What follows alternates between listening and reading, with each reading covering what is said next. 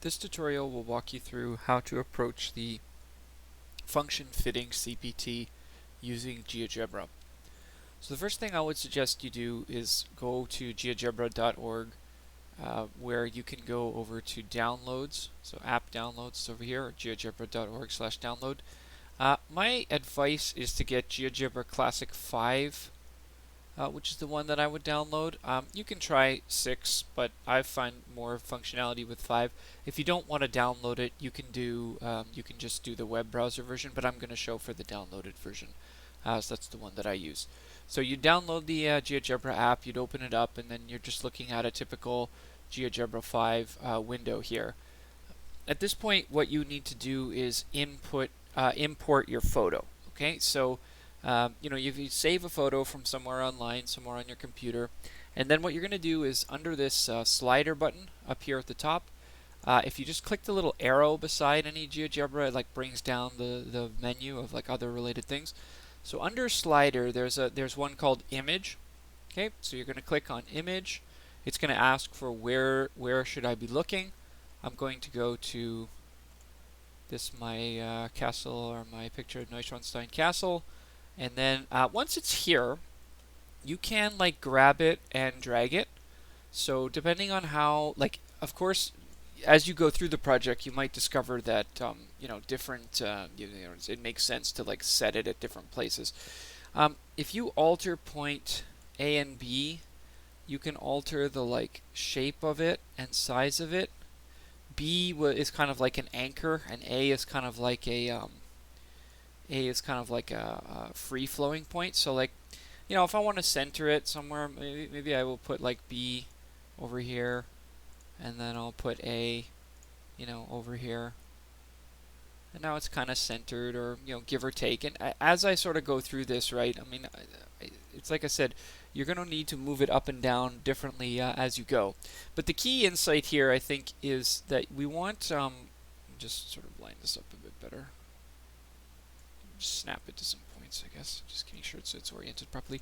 So once you have the image in GeoGebra, right, what you want to do now is just with your pointer tool, like your typical move tool, click. Actually, let me show another thing you can do. If you right-click here where it says algebra, and by default it's going to hide the auxiliary objects, but we actually want the auxiliary objects to show. So the picture is an auxiliary object, which we can turn on and off by basically enabling it here and here. So once you have it in a place you like, you can stop showing point A and point B, and then you can always take the picture off if you need to. Now, if you right-click the picture, okay, and go to Properties, what will come up here is the name, whether you should show it or not, and all the rest of this stuff. But what we're interested in here is style. Sorry, not style. Color, my mistake. Under color, there's a slider for the opacity of the image, and that's the one where we want to drop it to, let's say, 50% or thereabouts. And that way, now when I go to look at my picture, and let's say I like grab the picture now and I can move it, my thinking here was I kind of wanted to look at, something like a quartic function to just do the mountains in the background, is what I was thinking here. So like, I don't know, maybe I move this down here so that there's like a bounce there at -3, and then I can do something like negative x plus 3 squared. That's going to create the bounce there. And then I want another intercept, let's say all the way over here at something like x plus 12, right? And then I need another, another intercept, let's say over here at around +3, so x minus 3. Now, of course, like when I do it this way, my function is way too tall for what I need to do. So another thing that's kind of helpful with GeoGebra is we can make a slider. Okay, let's make a slider A, and we'll make it count up by 0.01s, so that every time I press right on my keyboard, sorry, I go back to the pointer, and right on my keyboard, it causes us to move up by 0.1, right? So I'm going to change my function f to put an A in there. Actually, I'll just do it this way. A times f, right?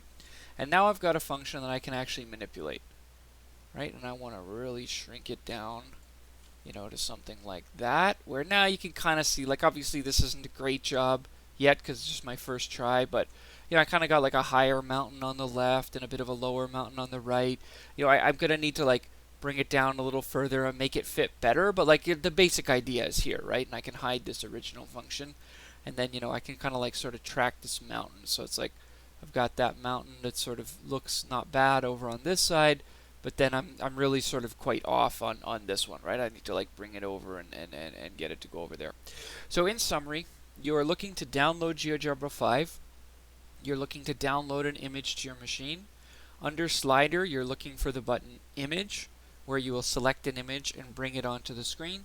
You'll then right-click the image and change its properties. And the property you're looking for is the opacity, where you can really sort of focus on, like seeing your grid behind the picture, and hopefully that helps to get this set up properly.